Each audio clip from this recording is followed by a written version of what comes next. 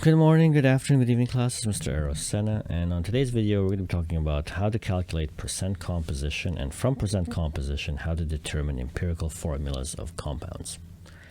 Now, percent composition is a way of showing just the relative amounts of an element in a particular compound.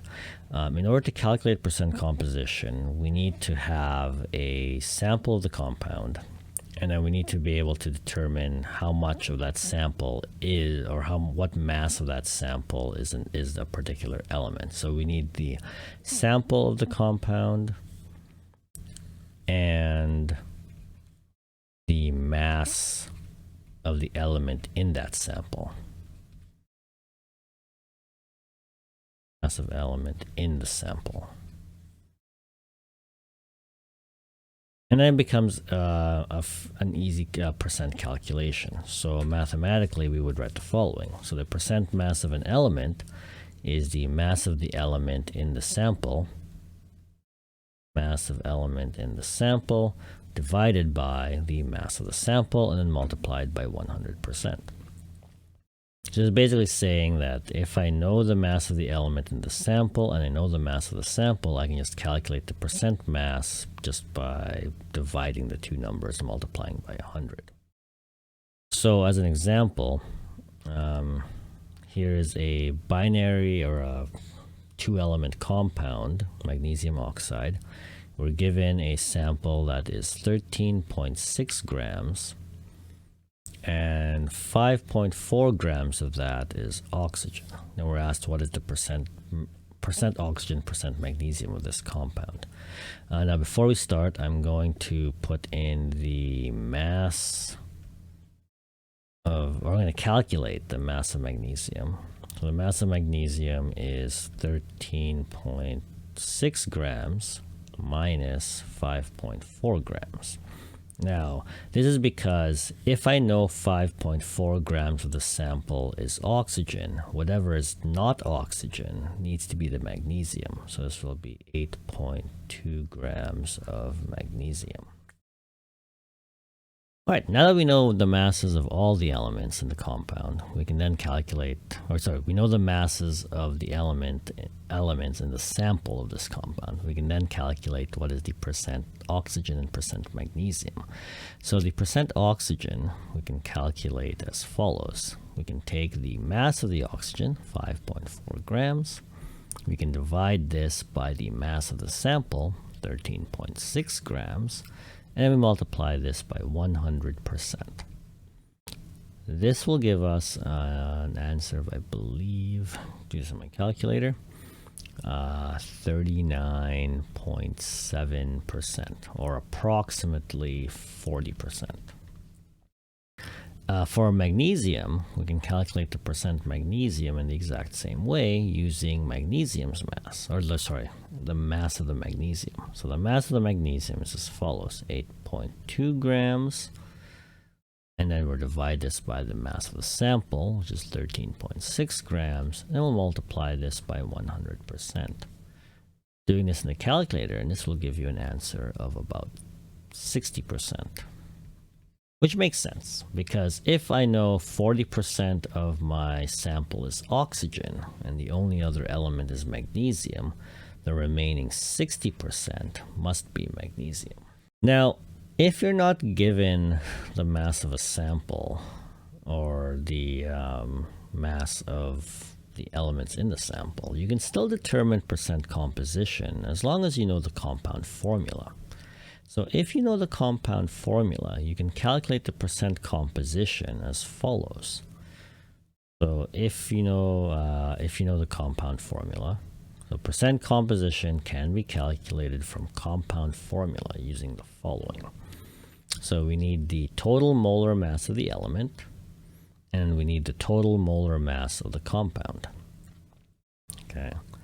So total molar mass of the element, you can basically pull that from the periodic table. And how many of the element is in the compound. So total molar mass of element in compound. And then you can calculate the molar mass of the compound as we've done before. Now, because compounds are unique, with some exceptions, actually all compounds are unique, sorry. Because compounds are unique, the percent composition is always the same no matter how large a sample of that compound you happen to have. So, for example, if you have like in our previous example where we had magnesium oxide, it doesn't matter whether I have 1 kilogram of magnesium oxide or like 20 kilograms of magnesium oxide. 40% of that magnesium oxide will be oxygen and 60% of that magnesium oxide is going to be magnesium.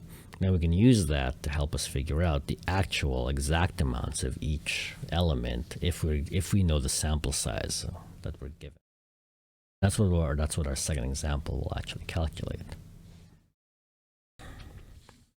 So here we're going to calculate the percent composition of carbon and hydrogen in a sample of propane. So the first thing we want to do is we want to calculate what is the molar mass of propane. Well, propane has 3 carbons.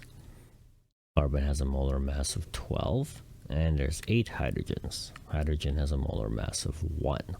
So adding those, or carrying out the multiplication and addition, we get the following. So the 3 carbons has a total mass of 36 grams per mole. The 8 hydrogens have a total mass of 8 grams per mole, for a total of 44 grams per mole. Now that we have the molar mass of propane, we can calculate the percent composition of carbon. So this will be as follows. Well, in propane, we have 3 carbons.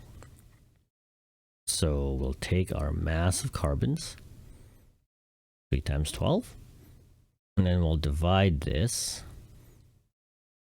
grams per mole. That's the molar mass of carbon. We'll divide this by the molar mass of our compound, 44 grams per mole. Then we'll multiply that by 100%. So this will give us a total of, let's see, this will give us a total of 81.8%, or approximately 82%. Okay. And then the percent hydrogen, since hydrogen is the only other element here, we can just do the following: 800% minus 82%. So this will give us approximately 18%. And if you do it the long way, it should give us a similar answer. So the long way is we take our mass of hydrogen, and then we'll divide this by the total molar mass of the substance, and we get the following, which is also 18%. There you go.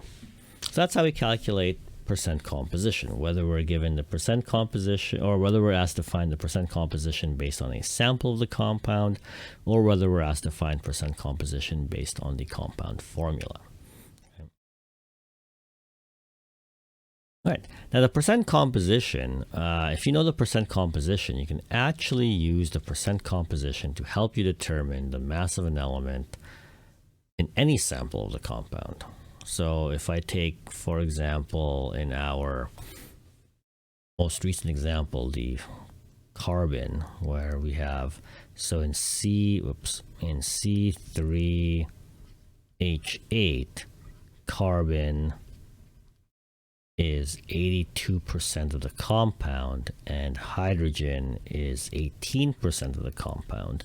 This means then that if I am given a sample of propane, I can use these percentages. So I can use this percentage and this percentage to determine how much of that sample of propane is carbon and how much of that sample of propane is hydrogen. Okay. So the equation we can use will be written as follows. So the mass of the element question is simply the mass of the sample. So this is the size of the sample, or amount of the compound.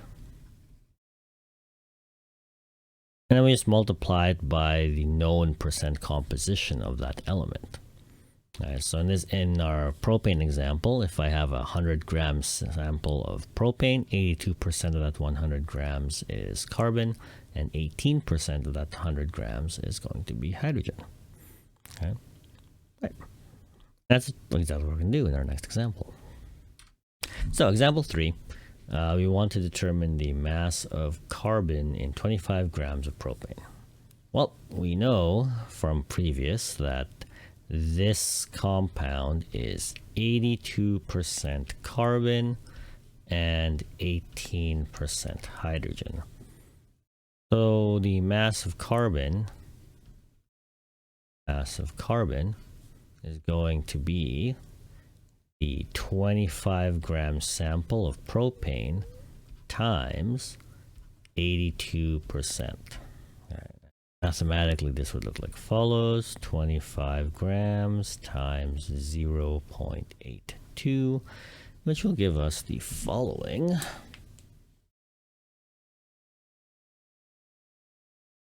So of the 25 grams of propane, 20.5 grams of it is going to be carbon.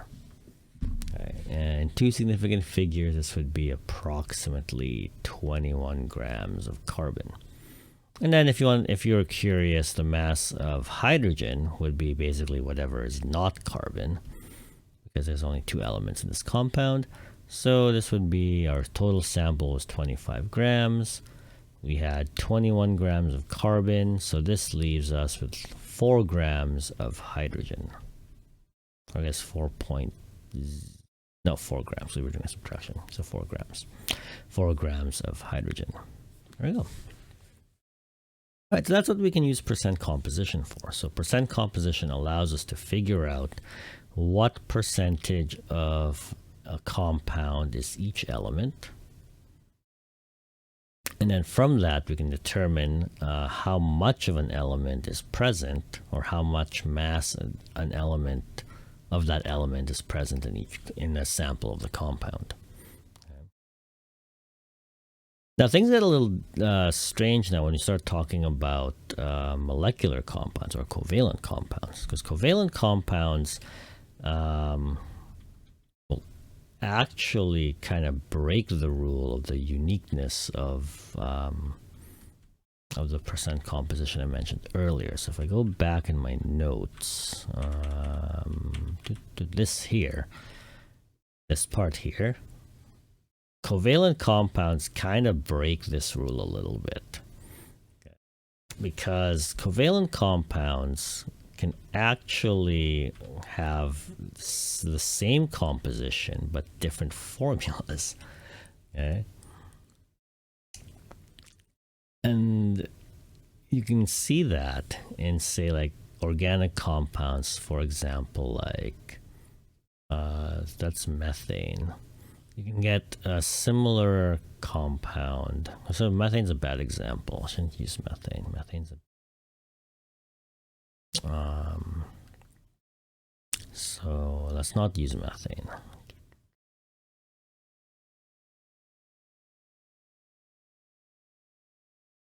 Okay, so methane's a bad example, but there are compounds where you can have something like C2H4, and then there's a similar compound has a very similar C4H8, like that. So while these two compounds are different, they have the same percent composition, because they're really just multiples of each other. Then you can scale this up to say something like C8H18 or something like that. Or sorry, it's not 18, 16. So organic compounds like carbon, hydrogen, oxygen compounds have this ability to create unique compounds, but they have the same chemical composition, same percent composition as other organic compounds of a different formula. All right, so this is where empirical formulas come into play. So this is an empirical formula is defined as the lowest whole number ratio of atoms in a compound. So empirical formulas may or may not be the right molecular formula. So the empirical formula will show you what the lowest ratio between the atoms and compounds are, but it may not necessarily be the correct formula for the molecule. And again, that's because organic element or covalent compounds have this ability to create formulas which have the same percent composition as another compound. Ionic compounds surprisingly do not, but covalent compounds do. Now, in order to find the actual formula, we can use the empirical formula combined with the percent composition technique, and we can determine the actual molecular formula of the unknown compound. Okay. All right, so let's go through an example of this. So let's suppose we're given an unknown compound, and the compound is composed of the following elements: 26% nitrogen and 74% oxygen. And then we're asked to find what is the empirical formula. So we're not finding the actual molecular formula. We're going to find the empirical formula, which is the lowest ratio between the nitrogen and the oxygen. Okay. Now, there are several ways to do this, and they all kind of hinge on your first initial assumption. So if I know the percent composition, the first thing I'm going to do is I'm going to assume a 100-gram sample.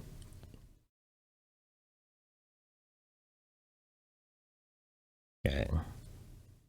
And I'll make a note here that you can assume a 100-gram sample if no sample amount given.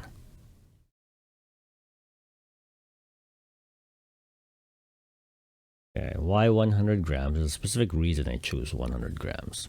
Okay, and that's because we can do the following then. We want to calculate the mass of nitrogen. And to calculate the mass of nitrogen, we take our sample, 100 gram sample, and we multiply this by the percentage, 26%. Okay, and I can probably hopefully see why I chose 100 grams, because it makes the math really easy. So this becomes 100 grams times 0.26 to give us a total mass of nitrogen of 26 grams. Then you can do the same calculation for the mass of oxygen. Although, mind you, again, for this particular element, we don't have to worry about it because we only have 2 elements in this compound. So whatever is not nitrogen is going to be oxygen. Okay, now that we have that, we can then write the following. So our ratio of nitrogen to oxygen is as follows. So the mass of nitrogen, so we have 26 grams of nitrogen to 74 grams of oxygen. Now compound formulas do not actually deal with grams, right? So I'll make a note here that compound formulas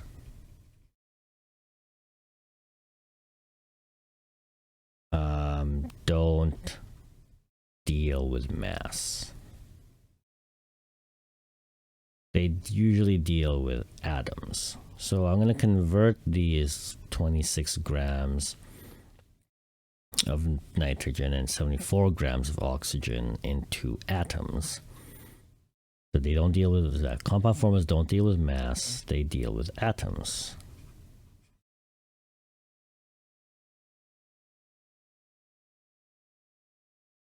So I'm going to convert these grams of nitrogen and grams of oxygen into moles. And then from moles, I can go to atoms. Okay. Although you'll find out we don't actually need to do that second part. We just need to convert to moles. So nitrogen has a mass of 14 grams per mole. Oxygen has a mass of 16 grams per mole. So this will give us a ratio as follows. So 26 divided by 14 looks like it's 6 divided by 14. This is about 1.85, so we'll round to 1.89 moles of nitrogen. And the 74 divided by 16 gives us approximately 4.6 moles of oxygen. I can carry this on into converting into actual atoms, but we don't actually need to do that because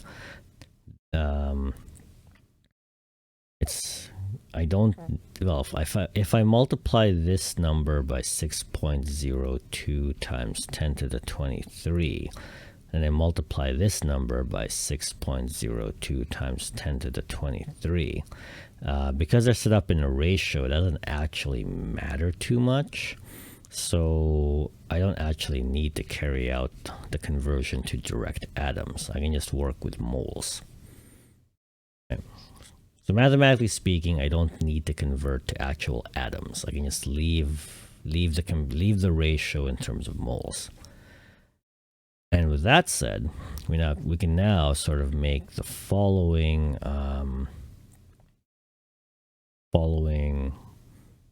preliminary formula, I guess I want to call it. So we'll do the following.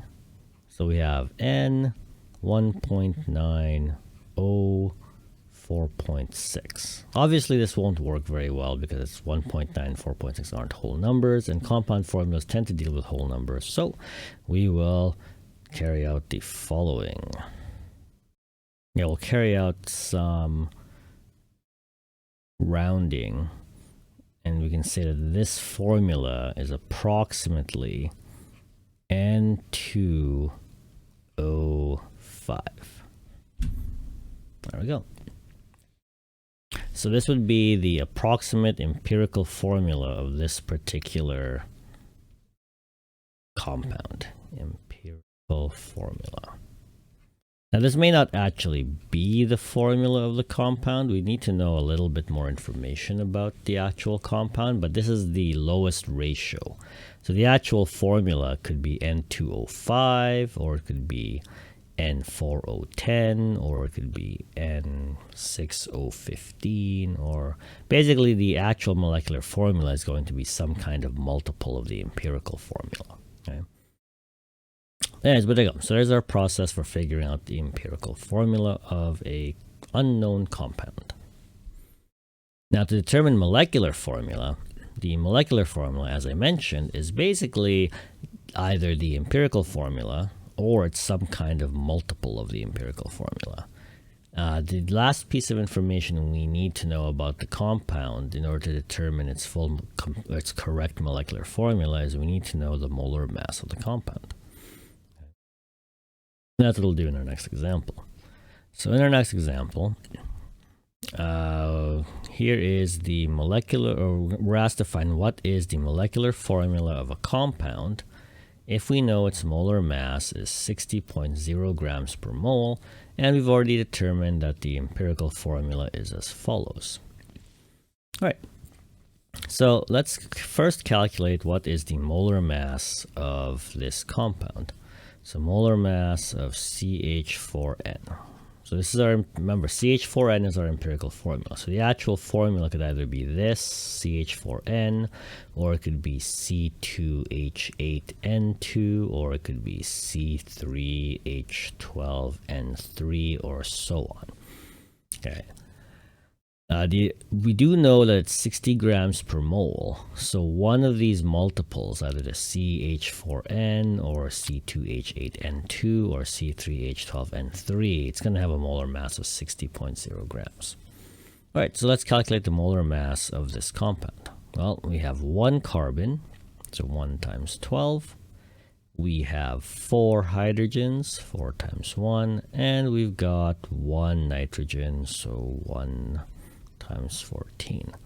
Adding this all up, we get the following: 12 plus 4 plus 14.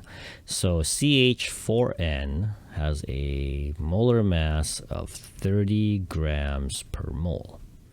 Okay, so that's this formula here. Has a molar mass of 30 grams per mole. It does not match our 60 grams per mole, so we'll look at the next multiple up. So if you do C2H8N2, well, it's basically just double the original formula, so this will have a molar mass of 60 grams per mole, which matches what we were given in the example. So this is our actual molecular formula. So this is the molecular formula. There we go. So that's how we can use empirical formula in combination with molar mass to help us figure out what the actual formula of the substance happens to be. All right. Well, so there's a couple of examples. Your textbook will have some more examples for you. Your assignment for today is then going to be the following. And hopefully on Monday, we can put this into practice with a lab.